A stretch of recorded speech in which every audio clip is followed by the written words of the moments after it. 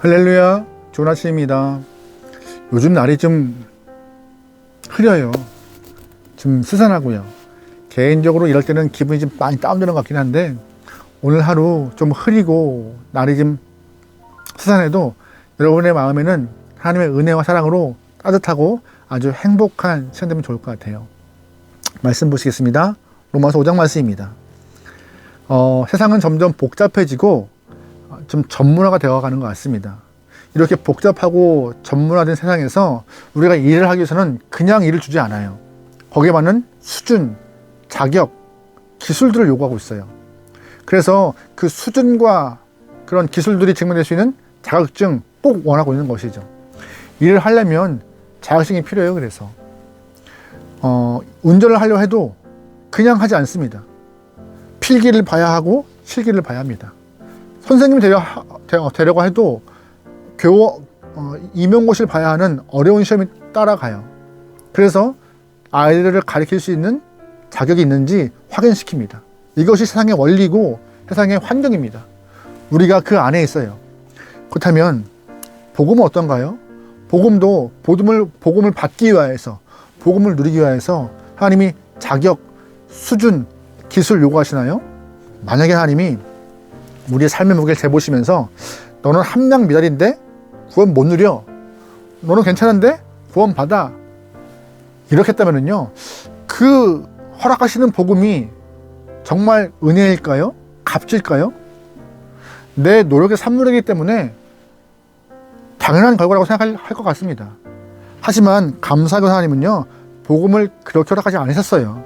복음을 그냥 자격 없고 믿는 자에게 다 주시는 하나님의 선물 같은 것이라고, 그래서 은혜라고 말하고 있는 것입니다. 복음은 은혜예요, 은혜. 여러분, 그 은혜가 여러분과 제 삶에 충만하여서 매일매일의 삶이 좀 뜨거운 삶이 되면 좋을 것 같아요. 복음 때문에 뜨겁고 은혜에 감사하고 즐거운 삶이요. 오늘 본문 로마서 5장 말씀은요, 예수님이 돌아가시는 시점에 대해서 설명하고 있어요. 6절 말씀에 이런 편이 있습니다. 우리가 아직 연약할 때에 기약대로 그리스도께서 경건하지 않는 자를 위하여 죽으셨도다. 아멘. 6절을 잘 보시면요, 6절에 연약하다라는 말과 경건하지 않다라는 이 말이 동일시되고 있어요. 즉 연약하다라는 말이 무엇이냐? 몸이 약하다라는 말이 아니라 경건하지 않은 상태다. 다시 말해서 예수님께서 돌아가신 시점이 언제예요? 우리가 아직 경건하지 않을 때 돌아가셨다고 말하고 있어요. 8절에 비슷한 말이 또 있습니다. 우리가 아직 죄인 되었을 때 그리스도께서 우리를 위하여 죽으심으로 하나님께서 우리에 대한 자기 사랑을 확증하셨느니라. 아멘. 다시 말해서 우리가 언제요? 죄인 되었을 때 예수님은 십자가에서 돌아가셨다라고 말하고 있어요. 다시 말해서 우리가 죄인 되었을 때 예수님이 십자가에 죽으심으로 하나님의 사랑을 증명했다고요. 같은 표현이 10절에서 또 있습니다. 10절입니다. 곧 우리가 원수 되었을 때 그의 아들이 죽으심으로 말미암아 하나님과 화목하게 되었은즉 화목하게 된 자로서는 더욱 그의 살아나심으로 말미암아 구원을 받을 것이니라. 아멘. 잘 보시면 하나님의 아들, 그 아들이 언제 죽었어요? 하나님과 원수 되었을 때요. 다시 말해서 6절과 8절과 10절 말씀에는요, 예수님 돌아가신 시점이 정확히 명시되어 있는데, 연약할 때, 경건하지 않을 때, 또한 죄인 되었을 때, 하나님과 원수 되었을 때, 이럴 때 예수님이 십자가에서 죽으셨다고 말하고 있는 것입니다. 이런 표현은요, 솔직히 세상에 있는 상식과는 맞지 않아요. 죽음의 가치를 더 높이려면요, 오히려 경건하지 않은 사람보다 경건한 사람을 위해 죽는 것이 죽음의 가치를 높이는 것입니다. 아, 내 생명과 바꿀 만한 가치가 있는 영혼이구나. 죄인보다 의인을 위해 죽는 것이 더 죽음의 가치를 높이는 것이에요. 또한 원수 때가 아니라 화목한 영혼들을 위하여서 죽을 때 죽음의 가치를 높이는 것이죠. 이게 세상의 원리입니다. 하지만 하나님은 예수님을 통하여서 그렇게 문제를 이끌어가지 않으셨어요. 예수님이 십자가에 죽으셨을 때는 언제예요? 연약하였을 때, 경건하지 않을 때, 죄인 되었을 때, 하나님과 원수 되었을 때, 이때 돌아가심으로 그들에게 경건과 의로움과 하나님과 화목됨을 허락했다라고. 이게 바로 구원의 정신이에요. 이게 바로 구약부터 내려왔던 구원의 정신입니다. 행위로 얻는 것이 아니라 하나님이 우리를 값없이 부르시고 은혜로 주시기 위해서 거룩하지 않고 경건하지 않고 연약하고 하나님과 원수되었을 때 우리에게 구원의 선물을 허락하신 것이죠. 누구나 받으라고요. 이스라엘이 출애굽을 때 좀 보죠. 여러분이 잘 보시면 이스라엘이 출애굽한 이후에 40년 동안 광야에서 생활합니다. 광야 40년이 그들에게는 훈련이었어요. 가나안 땅에서 어떻게 살아가야 되는 훈련. 쉬었나요? 쉽지 않은 시간이었습니다. 고집도 많았고요. 불평도 많았고 불만이었고, 만약에 이 광야 시간 40년을 통하여서 하나님이 그들에게 구원을 주었다, 그러면 아무도 구원을 받지 못했을 것입니다. 왜요? 40년의 시간 동안에 불평, 불만, 심지어 모세를 향하여서 돌을 들어 죽이려고까지 했으니까요. 그들의 모습에는 선한 것이 한 개도 없었어요. 그래서 그들의 삶의 모습을 통하여서는 구원 못 받는 것이었습니다. 근데 정작 이스라엘 사람들이 언제 구원받아요? 출애굽한 이유가 아니라 출애굽 전에 이미 구원 받았습니다. 10번째 재앙 때요. 하나님이 이스라엘 사람들에게 양을 잡아라.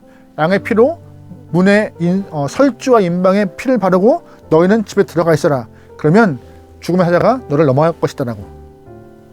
이스라엘 사람들은 믿고 양을 잡죠. 양의 피를 문설주와 인방에 바릅니다. 그 안에 들어가 있습니다. 집 안에는요, 다들 거룩하고 존귀하게만 들어가 있었을까요? 아닙니다. 거짓말쟁이, 사기꾼, 심지어 살인자까지 있지 않았을까요?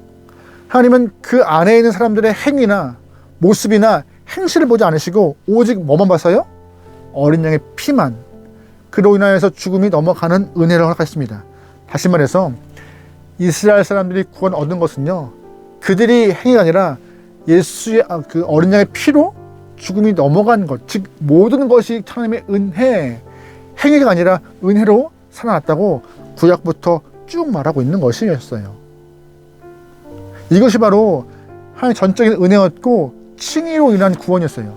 칭의가 뭐예요? 칭의가 믿음으로 구원을 얻은 것입니다. 믿음으로 의롭다 여김 받아서 구원 받은 것이죠. 내가 무엇인가 해서 자격, 수준, 커트라인 통과한 거 아니에요. 이게 바로 구원의 모습인 것이에요. 마찬가지입니다. 우리가 하나님의 은혜를 생각하지 않으면요, 어떻게 구원을 얻겠어요? 나 같은 사람이 어떻게 십자가의 은혜를 경험하고 나 같은 사람이 어떻게 하나님을 아버지라 부르겠습니까? 구원의 전적인 은혜 때문에, 하나님의 사랑 때문에 가능했던 그 모습인 것입니다.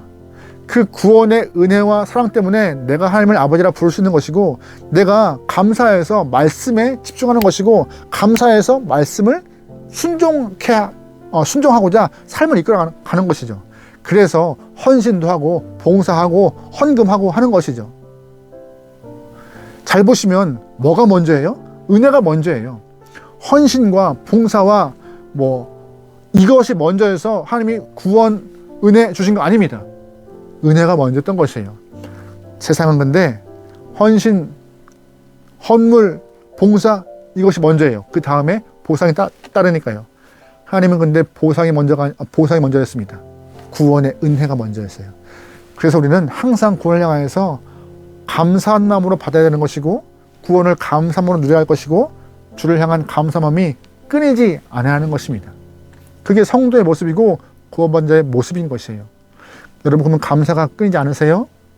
혹시 우리의 삶에 없음과 부족함을 통하여서 이스라엘 사람처럼 불만과 불평이 쌓여있는 광야 시간과 똑같이 살지 않으세요? 우리의 삶은 그런 광야 시간일 때가 아니라 어린 양을 잡아서 인방과 설주에 피를 발랐던 그 모습과 같이 허락하신 은혜에 반응하는 영혼 되면 좋을 것 같아요. 또한 감사로 주님께 반응하는 영혼 되면 좋을 것 같습니다. 누가복음 19장 보세요. 누가복음 19장 보면은요, 예수님이 여리고성에서 삭개오를 만나요. 삭개오가 누구예요? 그 당시에 세리장이에요. 세금을 징수하는 영혼이었습니다. 이스라엘 사람들은 돈 만지는 것에 대해서 부정하다고 생각해서 삭개오를 천대시했고 상대하지 않았어요. 하지만 예수님은 그에게 친구가 되어서 그의 집에 유하십니다. 삭개오는 너무나 기분이 좋아서 예수님 감사합니다. 제가 저의 재산 반을 어려운 사람에게 쓸 것이고, 또한 제가 착복한 것, 거짓으로 또한 정직하지 않게 착복한 것 있으면 4배로 갚겠다고 말하죠. 그때 예수님이 그래? 좋아. 1년 후에 내가 다시 너희 집에 와서 너 검사할 거야. 정말 반을 어려운 사람에게 썼는지, 착복한 것이 4배 갚았는지 1년 후에 확인해서, 그때 확인한 이후에 너의 삶의 구원, 너의 가정의 은혜를 선포할 거야 라고 했을까요? 아닙니다. 그냥 삭개오가 그 하나님의 예수 그리스도의 교제에 감사해서 그렇게 이야기할 때 먼저 선포하세요. 이 가정과 너에게 구원의 은혜가 있다고. 하나님은요, 그의 행실의 유무를 떠나서 이미 그의 마음을 보시고 선포하신 것이 은혜였습니다. 구원이었어요. 그것이 우리 삶에 임하고 있는 것이에요. 하나님은 우리에게 똑같이 행위로 인한 구원이 아니라 은혜로 인한 구원을 허락하셨던 것이고, 우리는 거기에 그 구원을 누리고 있는 영혼입니다. 그리고 하나님을 향하여서 아빠 아버지라 부르고 있는 것이고, 주를 향한 고백이 내 안에 넘치는 것이지요. 그러기에 우리가 받은 구원은요, 행위로 얻은 것이 아니라 은혜로 경험하는 것이에요. 은혜로 구원받은 저희가 함부로 다른 사람을 향하여서 바르네, 바르지 않으네, 옳으네, 옳지 않으네 이렇게 정죄하거나 평가하거나 판가름하거나 멍에를 씌우는 일 없길 소망합니다. 왜요? 우리도 똑같은 존재였거든요. 지금도 마찬가지고요. 우리의 행실로 본다면은 우리 또한 구원받을 수 없는 영혼이지만, 하나님의 은혜로 인하여서 우리에게 구원의 선물을, 영생의 은혜를 허락하셨습니다. 우리가 먼저 은혜 받은 자로서 삶에서 은혜의 전달자, 은혜의 통로가 되는 것, 그것이 하나님이 우리를 향하여서 약할 때, 거룩하지 않을 때, 죄인 되었을 때 십자가를 지신 이유입니다. 아직 우리가 그러하게 부족한 모습이 있을 때 십자가로 인하여서 구원 주신 이유가 은혜의 전달자, 은혜의 통로자가 되라고. 나의 구원으로 끝내지 않고, 나의 은혜로 머무르지 않고, 우리의 구원, 우리의 구원으로 더 크게 나누라고요. 여러분, 시장에서 좋은 물건을 싸게 구입했습니다. 그렇다면 여러분만 혼자 안 읽고 있을까요? 대부분 그렇지 않아요. 이봐. 저 집 가면은 물건을 다른 집에 반값에 살 수 있어. 물건도 좋아. 라고 광고하지 않을까요? 근데 구원은 왜 광고 안 하세요?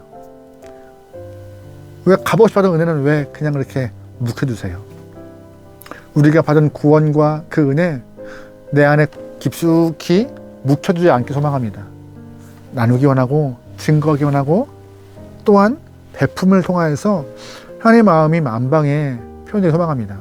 너무 멀리 보지 않았으면 좋겠어요. 그냥 내 가정에, 내 직장에, 내 동료에게 은혜의 전달자가 되어서 하나님의 마음을 조금이라도 나눌 수 있는 저와 여러분의 삶이 되면 좋겠습니다. 그러한 삶을 통하여서 오늘 하루가 따뜻하고 아름답기를 축원합니다. 기도하시겠습니다. 하나님, 우리에게 값없는 은혜 허락하시면 감사합니다. 우리 또한 그 은혜 나눌 수 있는 영혼들이 허락하소서. 내 것이 아니라 우리 것 되어서 주 앞에 모든 영혼들이 만민이 다 구원의 길로, 구원의 은혜를 경험하게 원하오니, 하나님이시여, 우리 교회와 각자의 영혼들이 각자의 삶에서 아름다운 주의 마음을, 아름다운 은혜를 전달할 수 있는 귀한 영혼들에게 허락하소서. 삶이 쉽지 않습니다. 어렵지만, 괴롭지만 하나님이시여, 우리에게 능을 더하여서 잘 이겨내어 주님께 영광 돌릴 수 있는 우리 하늘에게 동행하소서. 모든 걸 맡기오며 예수님의 이름으로 기도합니다. 아멘.